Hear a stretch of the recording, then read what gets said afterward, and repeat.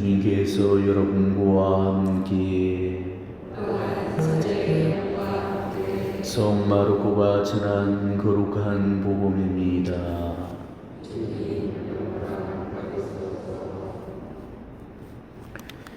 그때 요한이 예수님께 말하였다. 스승님, 어떤 사람이 스승님의 이름으로 마귀를 쫓아내는 것을 제가 보았습니다. 그런데 그가 저희를 따르는 사람이 아니므로 저희는 그가 그런 일을 못하게 막아보려고 했습니다. 그러자 예수님께서 이러셨다.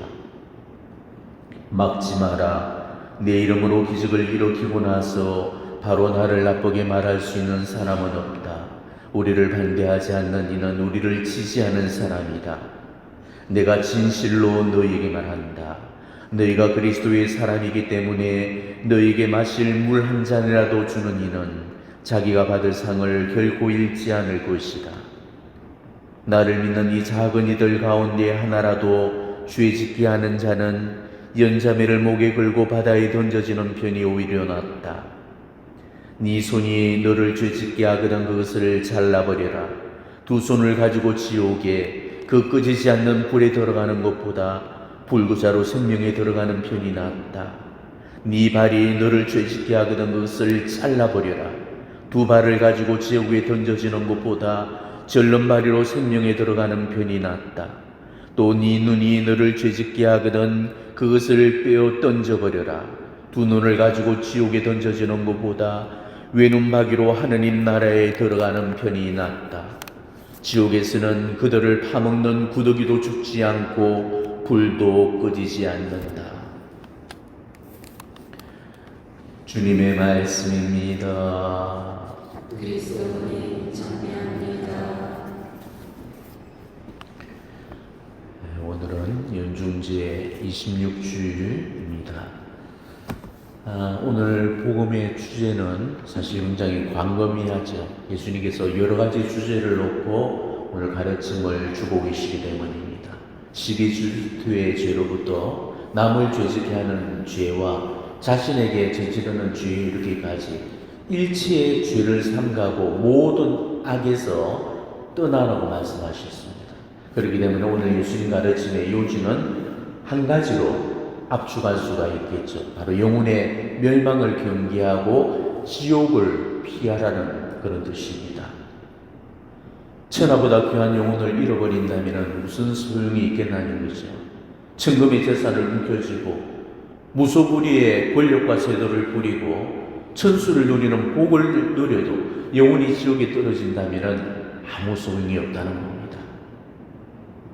우리 육신은 100년도 살지 못하고 죽어서 한줌 재로 사라져버리겠지만은 우리 영혼은 영원히 죽지 않습니다. 그렇기 때문에 육신의 죽음을 무수하기보다는 영혼의 멸망, 영혼의 영원한 멸망을 우리는 더 무수해야 됩니다. 영혼이 멸망당한다는 것, 이거를 정말 온전히 깨달을 수 있을 사람이 있겠습니까? 왜? 이 영혼이라는 이 시간은 우리 이 지상에서는 없는 시간이에요.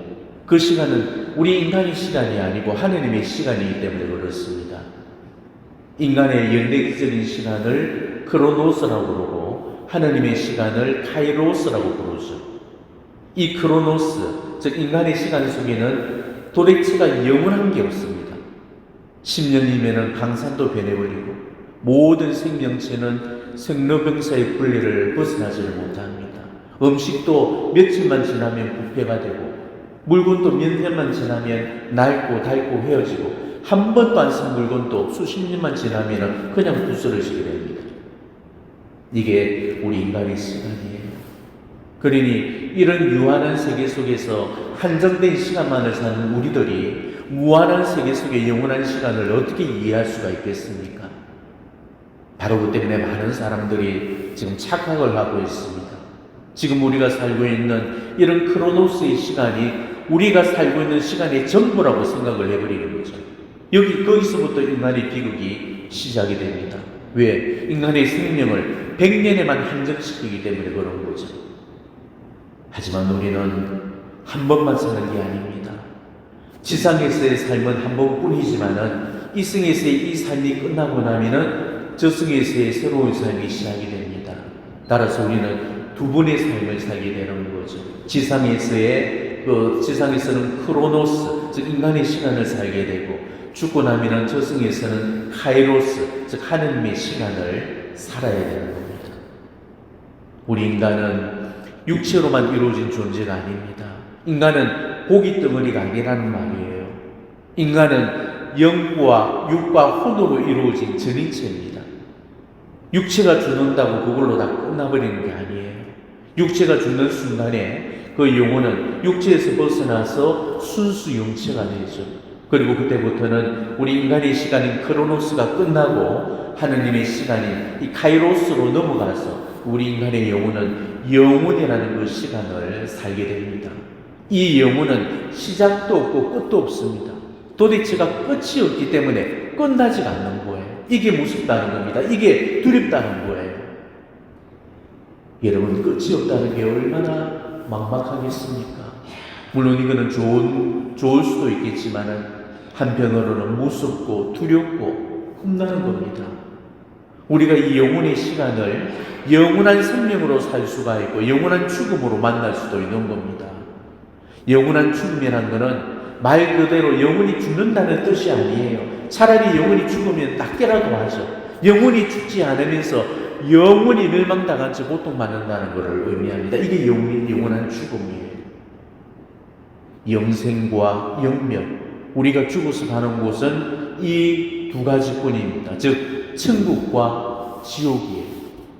물론 연옥도 있지만은 연옥은 잠정적으로 구원받은 곳입니다. 그래서 천국의 언저리에 있다고 해서 변방이라는 뜻으로 프로가토리움이라고 그렇게 부르고 있습니다.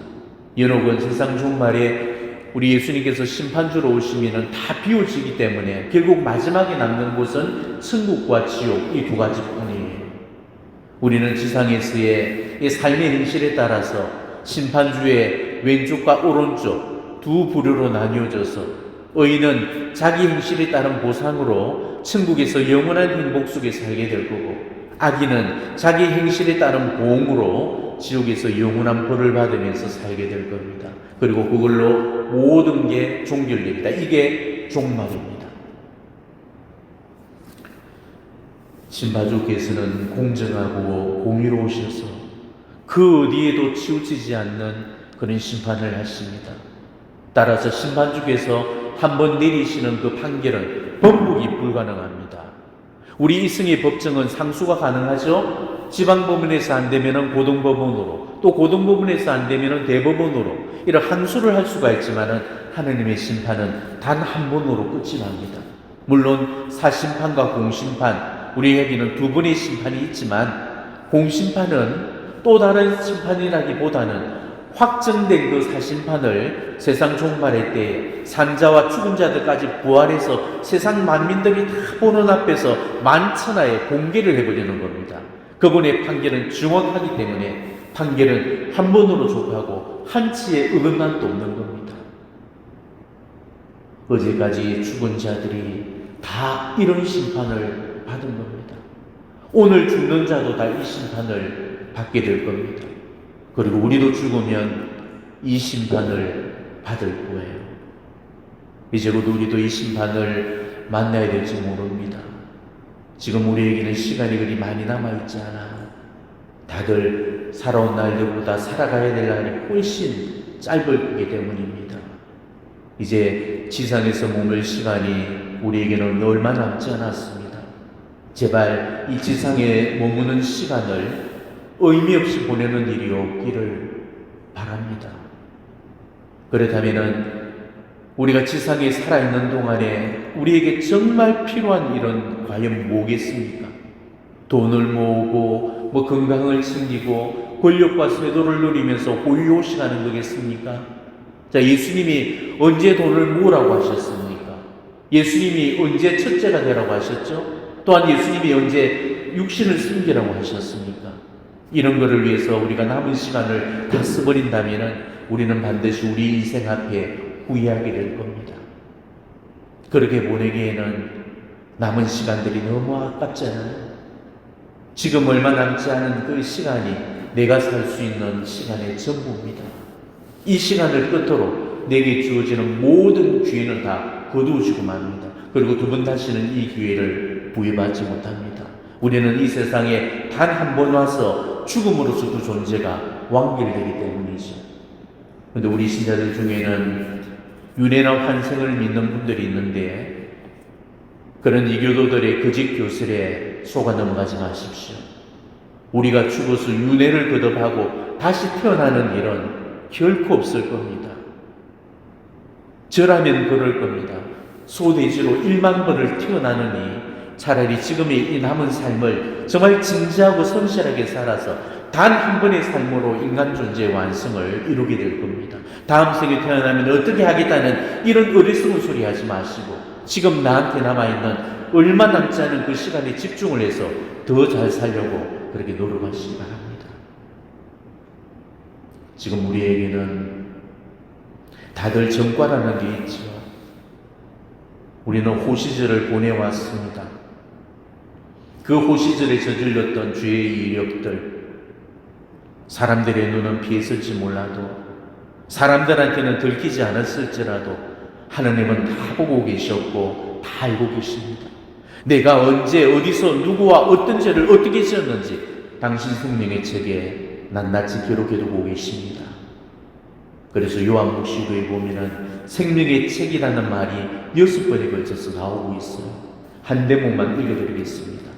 죽은 이들이 높은 사람, 낮은 사람 할 것 없이 모두 의자 앞에 서 있는 것을 보았습니다. 책 하나가 펼쳐졌는데 그것은 생명의 책이었습니다. 죽은 이들은 책에 기록된 대로 자기들의 행실에 따라 심판을 받았습니다. 바로 우리는 이 사실을 두려워해야 됩니다.